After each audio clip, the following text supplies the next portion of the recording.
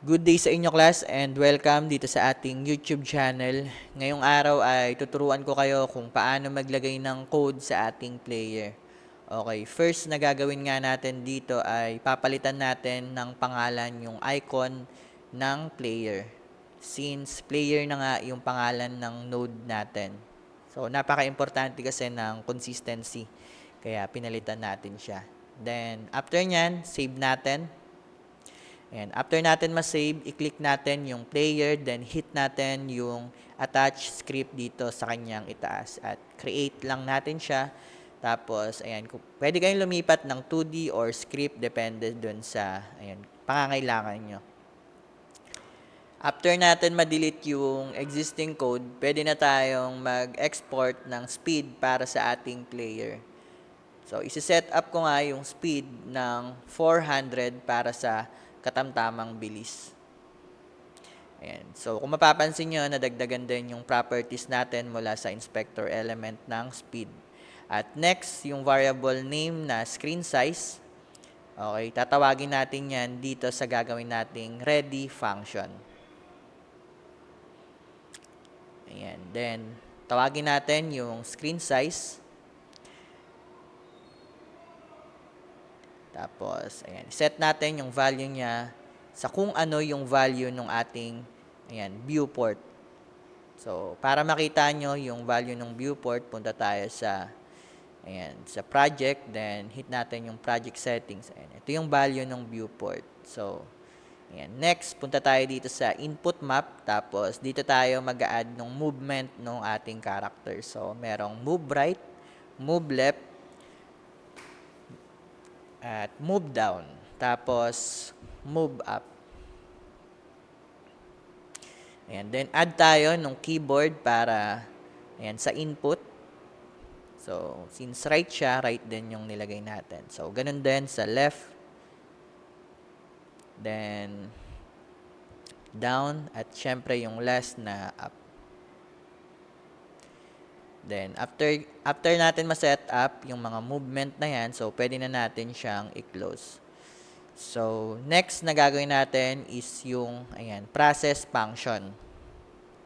Ang process function ay gumagana upang i-define kung ano ba yung kayang gawin ng ating player.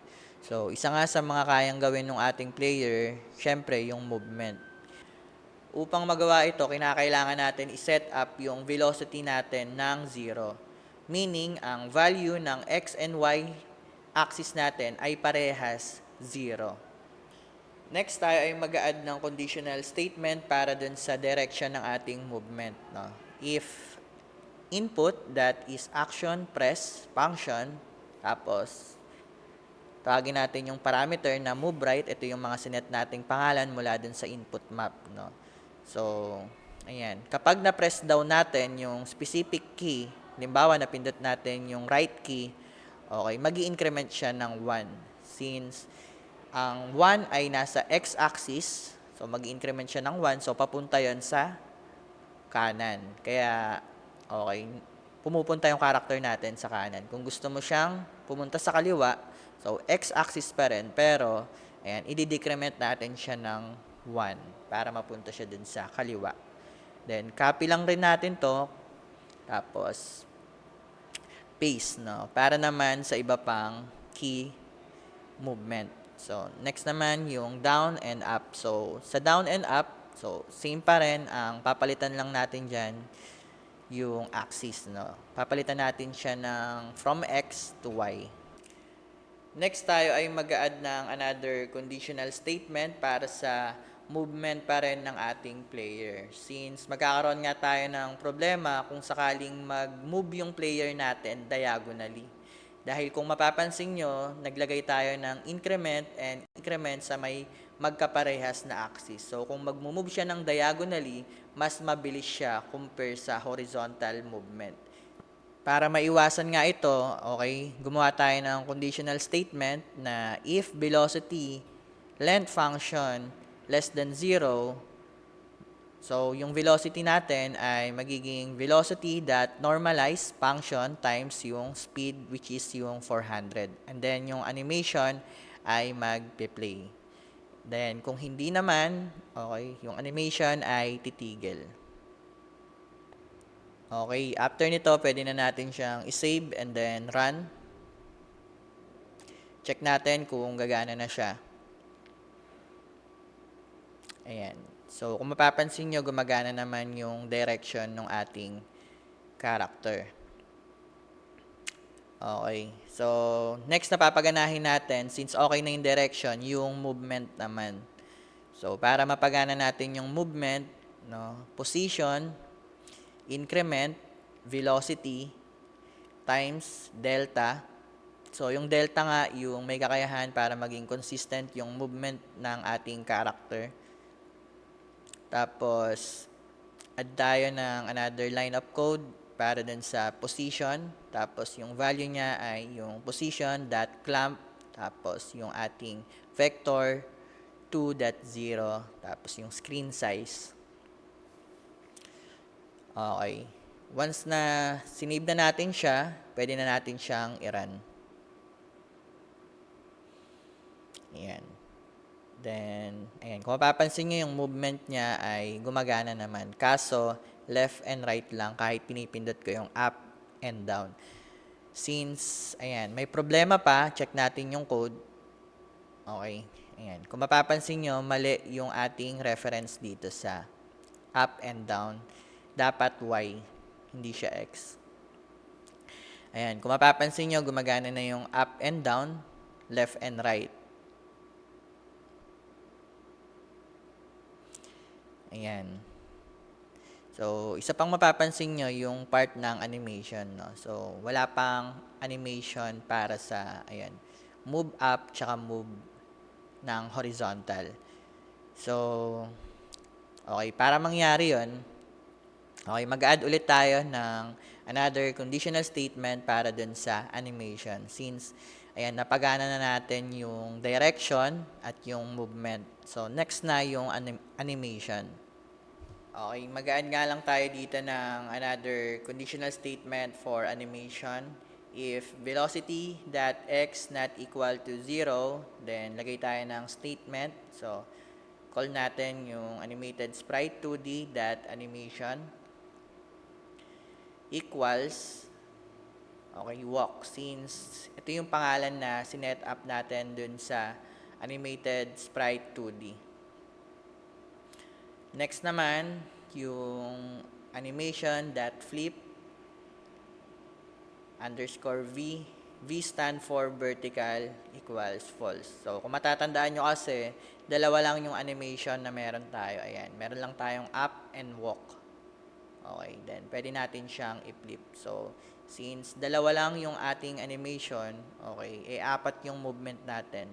Okay, gagamit tayo ng flip para matugunan yung ibang movement. Okay. Next, add ulit tayo ng another, ayan, animation sprite 2D that flip H. Then, equals velocity that x, okay, less than 0. Tapos, lagay tayo ng elif velocity that y.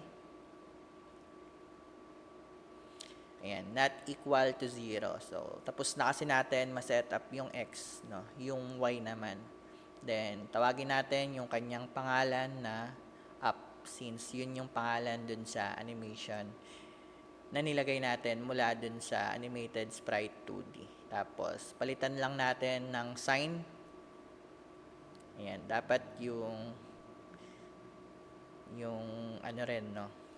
Yung velocity that y dapat. Ayan, kung mapapansin nyo, hindi gumagana yung flip pagdating sa up and down since hindi natin napalitan ng y yung x. Pero mamaya ako na siya papalitan.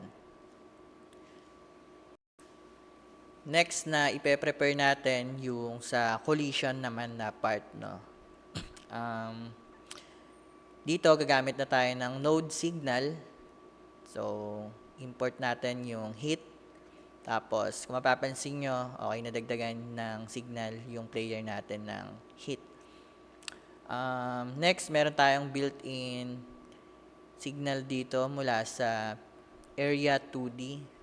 Ayan, on body and third function yung ating ginamit na signal. So, kung mapapansin nyo, meron ditong green. Ayan, indicator yan na connected yung signal nyo doon sa ating player. Then, naglagay tayo ng hide function para once na tumama yung object sa kanya, mawawala yung player natin, ma-hide. And then, hit that emit. So, para matigil yung game. Then, set natin yung collision 2D.set deferred. So, ginagawa natin to dahil, ayan, pwede tayong magkaroon ng error kapag dinidisable natin yung collision, di ba? Nang gumagana yung game engine natin. So, magkakaroon yun ng error. No, ang paggamit ng set deferred ay nagsasabi sa Godot na hintayin munang matapos ang proseso bago i-disable ang shape upang maiwasan yung error. Then, next na function natin yung start function. Ginagamit natin tong start function para sa pag-reset ng game. So, after mag-game over, so, ire-reset niya yung buong game. So, babalik sa simula.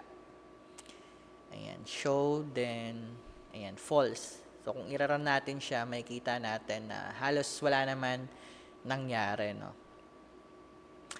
So, makikita nyo pa yan sa next na video natin kapag na-set up na natin yung player. So, makikita nyo doon na kapag nagbungguan sila, ayan, doon nyo lang makikita yung collision na part. Ayan. Kung mapapansin nyo, yung flip ay hindi siya gumagana. So, palitan lang natin ng Y yung X. Ayan. Kasi mas maganda si Y kumpara kay X eh. Charot. So, hanggang dito na lang muna tayo. So, panoorin nyo na lang yung next na video na gagawin ko about sa enemy. Siguro, saglit lang rin siya katulad ng nito. So, ayun lang. Peace.